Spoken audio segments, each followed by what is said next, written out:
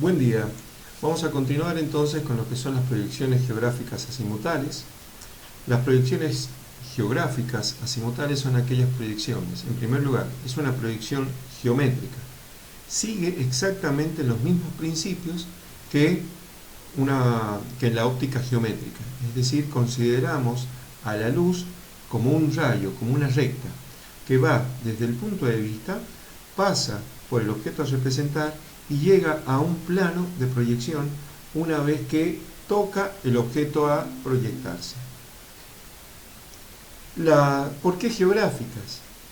Es geográfica porque nosotros consideramos a la Tierra como una esfera. ¿Y por qué azimutal? Porque mantiene los azimuts en la proyección. Recordemos que los azimuts es el ángulo entre la tangente al meridiano de un punto con respecto a la tangente a la geodésica que va desde este punto hacia otro punto. Entonces tenemos las proyecciones geográficas azimutales, cuyas propiedades hemos visto la semana pasada. Teníamos una clasificación según el punto de vista, que podíamos tenerla en el centro de la esfera, el punto de vista, podíamos tenerla en un punto antípoda, y además, si el punto de vista lo teníamos en el infinito, entonces nosotros decíamos que tenemos una proyección ortográfica. Una proyección ortográfica es la que hemos usado siempre en topografía para representar, por ejemplo, las curvas de nivel.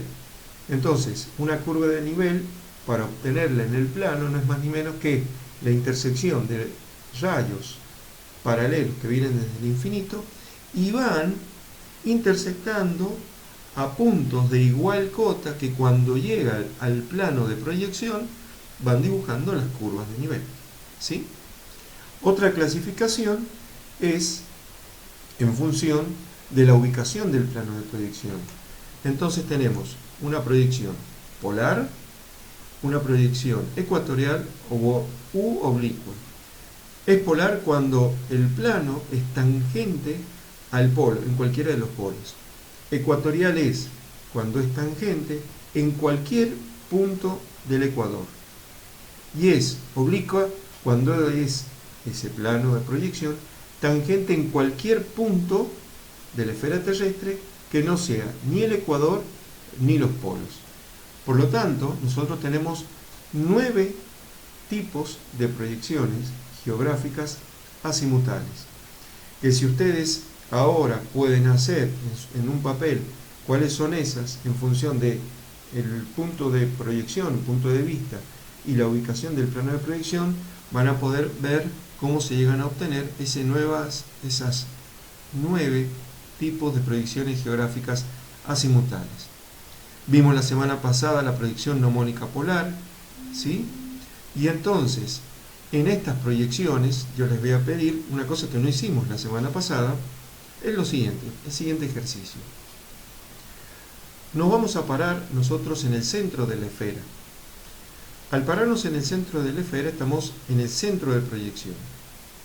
Vamos a elegir un punto de la esfera. Nuestro plano de proyección está en el polo sur. Ahora, si cerramos nuestros ojos y extendemos nuestro brazo en dirección al punto sobre la esfera, esa dirección, esa recta que va indicando mi brazo, llega al punto y pasa a la esfera y llega hasta el plano de proyección, tal cual se puede ver en el dibujo.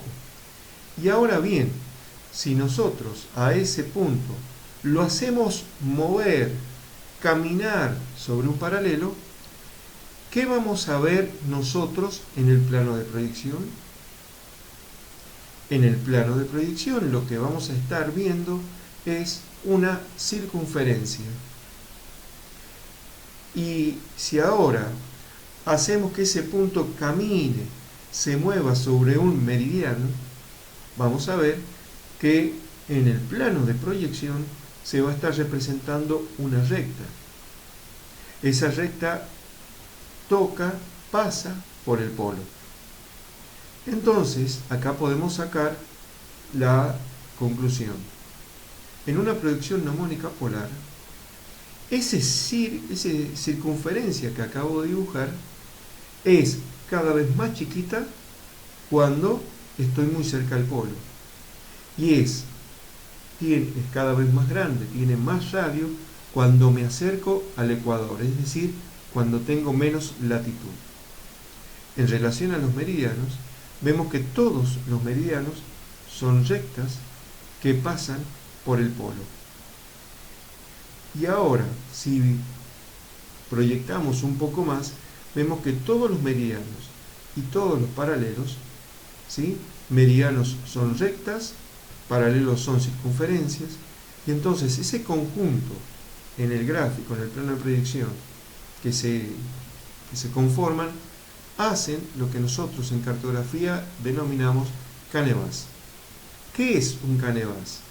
Es la representación de meridianos y paralelos en una proyección dada. Y esto es una pregunta de examen. Y entonces, en un examen, a uno de ustedes se les puede preguntar, dibuje cómo es el canevas de tal o cual proyección. En las proyecciones geográficas, ¿sí?, es relativamente sencillo hacerlo porque son proyecciones de tipo geométrica, ¿sí? Hay otro tipo de proyección, más adelante vamos a ver, que al no ser geométrica, el canevas lo tenemos que interpretar matemáticamente, entenderlo geométricamente para poder graficarlo. Hemos hecho en la anterior clase todo el desarrollo de la proyección mnemónica polar. Ahí tenemos en esta imagen las ecuaciones de proyección X e Y que permiten llevar desde la superficie terrestre al plano cartográfico. Tenemos a través de la elipse indicatriz de Tissot, nosotros vamos a determinar qué tipo de proyección es, y los pasos son las derivadas parciales de las ecuaciones de proyección, calcular los semiejes de la elipse indicatriz de Tissot, para finalmente obtener el valor de los semiejes A' y B'. Como vemos, A' y B' no son iguales, tal cual lo hemos dicho en la clase anterior, por lo tanto, ya sabemos que no es conforme. Ahora tenemos que determinar la clasificación de la proyección de acuerdo a las deformaciones. Recordemos que los elementos mediante los cuales yo puedo medir la deformación de una proyección son el módulo de dilatación lineal, a través de la letra M igual un diferencial de segmento en la carta respecto al diferencial del segmento en la superficie terrestre. El módulo de dilatación superficial, que es el sigma igual a un diferencial de superficie en la carta con respecto a un diferencial de superficie en la superficie terrestre. Y la alteración angular, que está dada por θ menos θ', donde θ es el ángulo en la superficie terrestre y θ' es el ángulo en la carta. Hacemos todos los pasos que vemos nosotros en la diapositiva y decimos, y encontramos que no es conforme y tampoco es equivalente esta proyección mnemónica polar. A continuación, lo que hacemos es calcular las ecuaciones de meridianos y paralelos. Entonces, vemos que la ecuación de meridianos, y igual a x por la tangente de lambda, es la ecuación de una recta. Luego, la ecuación de los paralelos, x cuadrado más y cuadrado es igual a la cotangente cuadrado de phi, nos damos cuenta que es la ecuación de una circunferencia. Pero además, podemos ver que phi, que es la latitud, si phi es 0, es decir, estamos en el ecuador, estamos diciendo que la cotangente de phi es infinita. Por lo tanto, el radio de la circunferencia que representaría el ecuador sería infinito. Con lo cual estamos diciendo que el ecuador, el paralelo que responde al ecuador, no se puede representar. ¿Y cómo podemos verlo y entenderlo de otra forma? En el ejercicio que hicimos inicialmente, parados nosotros en el centro de proyección, si queremos representar al ecuador, el ecuador va a estar a la altura de nuestros ojos. Y cuando extendemos nuestro brazo en el ecuador y marcamos todo el ecuador, vemos que esa recta es paralela al plano de proyección. Por lo tanto, nunca va a cortar al plano de proyección. Por lo tanto, acá tenemos una conclusión muy importante de una proyección gnomónica polar.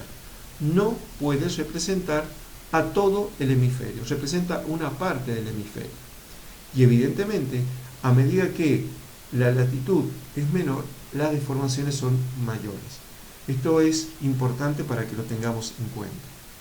En esta figura, que es la que estamos viendo, ya tenemos la representación del canevas, de meridianos y paralelos, para la proyección gnomónica polar.